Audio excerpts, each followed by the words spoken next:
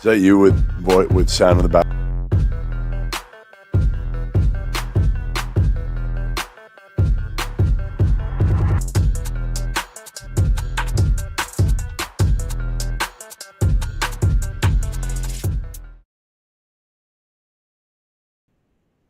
Hello and welcome to a special reaction episode of the Field of 68 After Dark. It is final. Kentucky 84, Illinois 75. The Wildcats are heading to the Sweet 16 despite everybody on the Field of 68 except yours truly picking the Illini to win. True. I tried to let everybody know. I tried to tell you guys Kentucky money line was the play. They were going to find a way to get it done. I knew as soon as I bought all the way back in on Illinois, Jeff, that's when you should have known. That's when you knew that. That's when you should have known the run was going to end. In all seriousness, I do have a stat here. I heard it. I think I'm going to try to get this right. I'm pretty sure I heard this on the CBS broadcast that Kentucky is the first team in 20 years, Jeff, to make it to the Sweet 16 while not returning a single point from the year before. Mark Pope is in the Sweet 16, getting the Kentucky job after John Calipari left for Arkansas. John Calipari is in the Sweet 16 after taking that job when Eric Musselman went to USC. And Kevin Young, who replaced Mark Pope, is now in the Sweet 16 as well. What do you make of this win for the Wildcats? Impressive. You know, I really thought Illinois, coming off their first round game, had some momentum. They played so well against Xavier. They've been a team that's been up and down all season long. But, you know, the key for me was early on, Kentucky kind of taking control of this game early and really kind of controlling it pretty much the whole way. They never really let the Illini put any game pressure on them.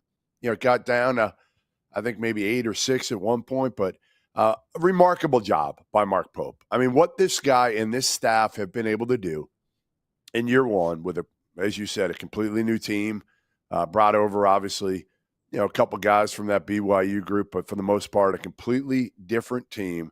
And to be in the Sweet 16 after the regular season that they had, Rob, that's the thing to me that, you know, Arkansas, Cal has done a great job the last third of the season, right?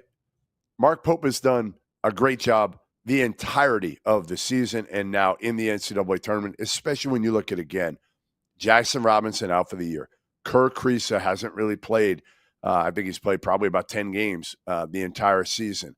Again, Mark Pope, a National Coach of the Year worthy performance from start to now Sweet 16. Yeah, I really thought today was impressive, especially in the second half. You know, they came out early on and forced a couple turnovers from Illinois, and it looked like they kind of got in Illinois' head a little bit. But Kai Boswell made some shots. Tomislav Ivicic was knocking down his threes. And it felt like early on this was going to be something where it was going to come down to the wire in the second half. I think you actually said, Goodman, you were predicting a buzzer beater in this game as we were watching it. And it felt like that. It felt like this was going to be kind of one of those wire-to-wire games. And then to start the second half, Brad Underwood went to that deep drop, and he let Kobe Bryant and Lamont Butler go into it over and over and over and over and over again. Kobe Bryant, 23 points on 10 to 16 shooting. Lamont Butler, 14 points, 5 assists, 4 or 5 from the floor. To me, it was those two. Otega Owe was really good. Amari Williams was terrific. But it was those two guys, those two guards, Goodman, that really took advantage of the slow-footedness, shall we say, of Tomislav Ivicic on the defensive end of the floor. Yeah, I mean, this is a Kentucky team that, again, we felt like, and I said this, like, Otega's got to play well, and he did, but he needs help. And he got it from really his backcourt mates. That perimeter trio was terrific today when Kentucky didn't get a ton for their front court. I mean, they were solid. Amari missed some bunnies around the rim today that normally he makes. Brandon Garrison was okay, but, again, got in foul trouble. This was just a kind of gutsy win for this Wildcats team because, again, like you said, a lot of people are picking the Illini. They're more talented. Their upside is higher. All of that. They're young. They got pros in their roster. Well, Kentucky's got a bunch of really good college players on the roster who have bought into, you know, Lexington, bought into Big Blue Nation and all that. I think Mark Pope has been able to really get these guys to understand the pride of playing in Kentucky blue in such a short period of time, which again, you and I have been around him enough to know that's one of John Calipari, one of his greatest traits was his ability to manage egos and push the right Mhm. buttons. Mark Pope's one of his greatest traits is dealing with people and young players and getting them to accept and really buy into their roles. He's done it. Yeah, and buying into the roles, putting them in spots where they can be effective, yes. But I think what you said there at the start was just as important as anything else. This is I mentioned it, not a single returning player from last season on this roster. And this team, as much as any team we've seen from Kentucky in recent years, is embracing what it means to wear that jersey in Big Blue Nation. And I think that's part of why, you see how the fan base this season cares about this group, and it feels like there's a level of passion this year that has exceeded what we normally see from Kentucky. And part of that is because when things got stale at the end with Cal, it was kind of I feel like there was a little bit of hate watching involved. There's a little bit of like, I can't wait for this marriage to be over and part ways. And now you have one of your own running that program that understands like the stuff he does. I've said this a lot, but every time they win a big game and you see videos of him, taking selfies with somebody so that they can FaceTime someone's grandma that's in the hospital, or running up a flight of stairs. I think this was at Mississippi State, running up a flight of stairs to go to the second deck to go say hello to a Kentucky fan that's in a wheelchair. Being able to just kind of be one of them. And the fact that he understands what it means to be one of them, and he's been able to kind of push that onto the players. It's a lot of fun to It's watch. a And different I'll tell you coaching this. style too, Rob. It's a very Yes. different coaching style than Cal used, right? Cal would get up in him. You could see it even during games, right? How he gets up in his players. He will yell, scream. Hmm. I'm not saying it's not love. It's just tougher love. Mark Pope is the model of positivity as much as anything. He's not dropping F bombs. He's not getting up in guys like Cal was. And it shows you like there's different ways of being able to do it and be successful. As much as again, Cal was not successful, especially in the NCAA tournament here the last 4 or 5 years. What he did for this program, taking it to the level he did, was remarkable. But I think what Kentucky fans were frustrated by was it became all about the next level instead of just winning at this level. And that's what he's got this group buying into, like appreciating it, and really kind of going back to it, like just getting these guys to playing hard and playing for each other rather than playing for the next level. Because again, I mean, tell me how many guys on this team are going to play in the NBA, Rob? Like NBA players, not get a cup of coffee in the NBA. I don't think there's, if you want to call them draft picks, I don't think there's one draft pick on this Kentucky roster unless like someone falls in love with Kobe Bryant or Lamont Butler sneaks into the back end of the first round, or the back end of the second round. We talk about a lot the Kentucky defense, right? Like that's been the storyline for this team. They held Illinois to 43% shooting from the floor, 9 for 32 from three, forced 14 turnovers. They were able to get, they only gave up 12 offensive rebounds against a team that can get to the glass on that end, specifically Morris Johnson. But the two things that stand out to me here are Will Riley, 1 for 7 from the floor, 0 for 3 from three turnovers. Kasparas Yakashonas, he was 5 for 13. He scored, I think it was it 17 points, something like that. So like he got some good numbers there. But 13 points. 13 points. 13, 2 assists, 6 turnovers, and he was the bad version of Kasparas that we've seen, the bad version of KJ. Part of that is Otega Owe. Part of that is Lamont Butler.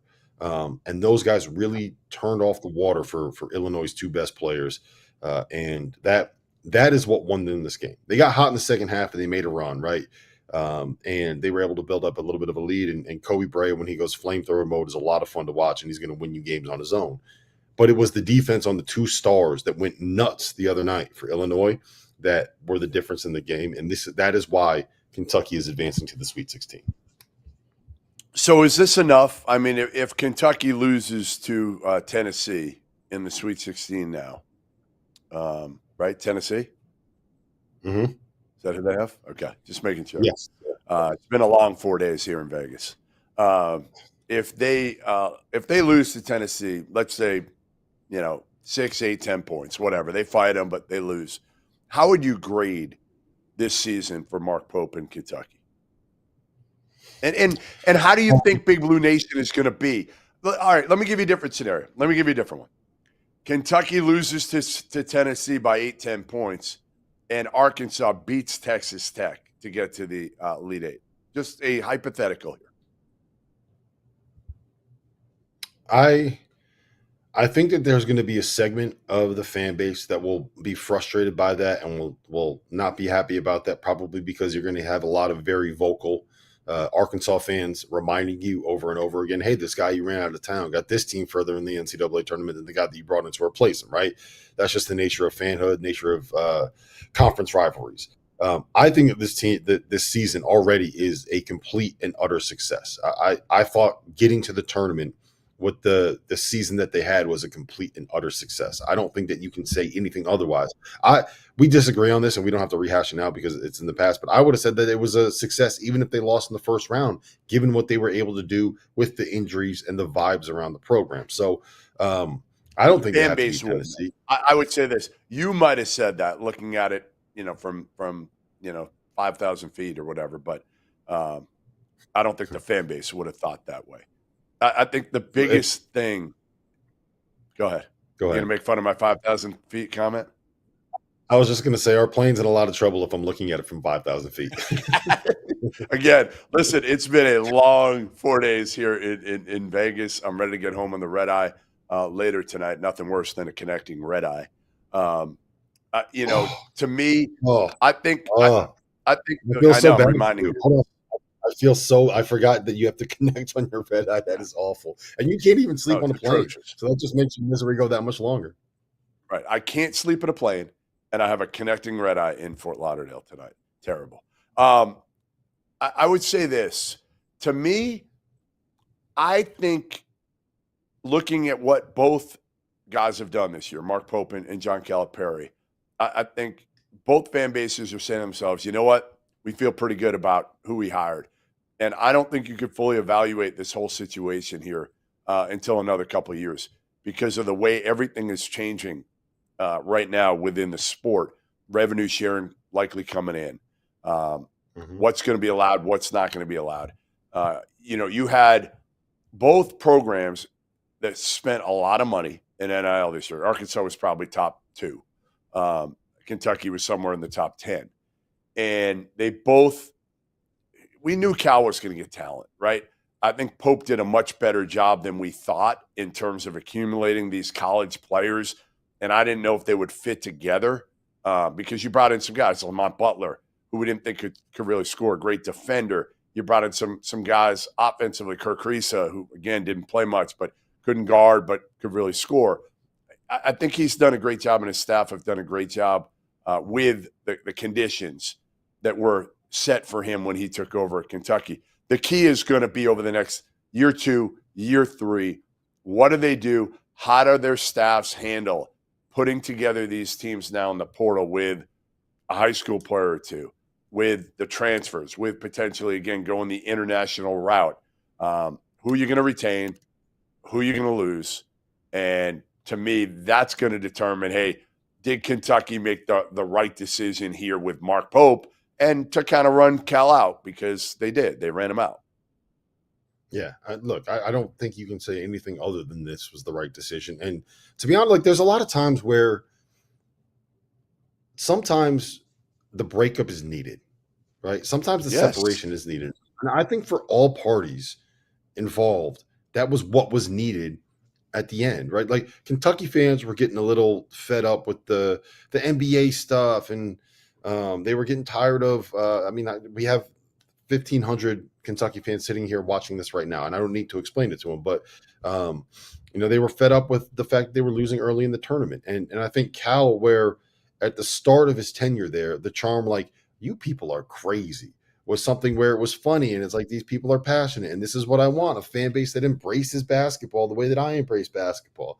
And then it turned into these people are crazy because they are all over him, and As much fun as last season one with Reed Shepherd and Rob Dillingham losing in the first round, like I think it got to the point where he was like, I can't take this anymore. So I think the separation was needed. And I think if Cal would have told you I can get to the Sweet 16 at Arkansas, he would have jumped. He might have jumped a year earlier than this, right? So I think everybody should be thrilled with the way that this played out. And I'll be honest, I think it's great for Field of 68 because nothing drives excitement about the sport of college basketball like John Calipari and Big Blue Nation.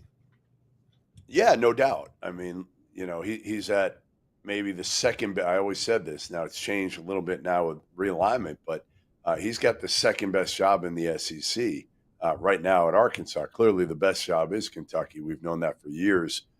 Their fans are at a different level than anybody else in the sport. I witnessed that last week in SEC tournament, Rob, in Nashville. Man, you forget sometimes because when you go to Rupp, it's really good, but it's not at the level to me of Fog Allen or Cameron. It's just not because of the way it's built and how big it is. Then when you go to Nashville, all those fans that can't get into games maybe at Rupp, they're able to go and they are out of their minds. And then the Arkansas fans, they're crazy too. I know you love the Woo Pig Suey chant. Like nobody loves it more than you. I don't know. One person does. Mama Hog does. Can we get Mama Hog back why on? aren't we getting Mama Hog? We need to do that, actually. We need to try to get a video from Mama Hog here in the next couple days before the Sweet 16 approaches. But, this is the first Sweet 16 appearance since 2019 for Kentucky. They have been starved to be relevant in the tournament. My last question that I'll leave to you is, what are their chances against the Tennessee Vols? What's their record against Tennessee this year? Yeah. 2-0. They beat them twice. Like they can beat them again. I think that's one of those things where 3 times. It's hard to beat. Yeah, I know. If I'm sitting here as a Kentucky fan, like that actually terrifies me. I'd rather go 0-2 and then see if you could try something new. Because like the reason that happens is Kentucky's gonna do the same thing they've done against Tennessee in the past, and Rick Barnes is gonna have a chance to be able to create a new game plan or whatever. So that's neither here nor there. Listen, we'll have plenty of time to break down that matchup next week. We're going to talk a little more about it tonight. Field of 68 After Dark, that will be live at 11:30 Eastern tonight, 8:30 Pacific time. Jeff and I both have to catch a red eye, so we're going to start 30 minutes early to make sure that we don't miss our flight because if I have to stay here for another day, Goodman, I think I am probably going to lose my mind. It is beautiful outside. So we stepped outside. We haven't been outside. We checked out Stadium Swim earlier. We got some friends over at Stadium Swim, Aaron Oster and why am I blanking on Derek Stevens? Derek Stevens, yeah, Aaron Oster and Derek Stevens. Murray, shout out to Murray. We had us on the show earlier. So we went over and said hello to them. And we went outside at Stadium Swim, and it is gorgeous out. It's like 80 degrees and sunny. I'm looking out the window of my hotel room. It is a beautiful day. That was the first time I've been outside since we've been here. We've been in the hotel. We've been in cabs. We've gone to Mandalay Bay. We've been in the sports book over there. We've come back. That was the first time I've seen the sun in 4 days in Las Vegas. Yeah. I am ready to get home. I need that in my life. Listen, appreciate you guys tuning in. 11:30 Eastern time. 8:30 Pacific time, live Field of 68 After Dark will be over at the Mandalay Bay Studios in the Mandalay Bay Sportsbook after the rest of these games end, man. I got to sweat out this Alabama St. Mary's under. I don't think I'm going to hit it. See you guys tonight.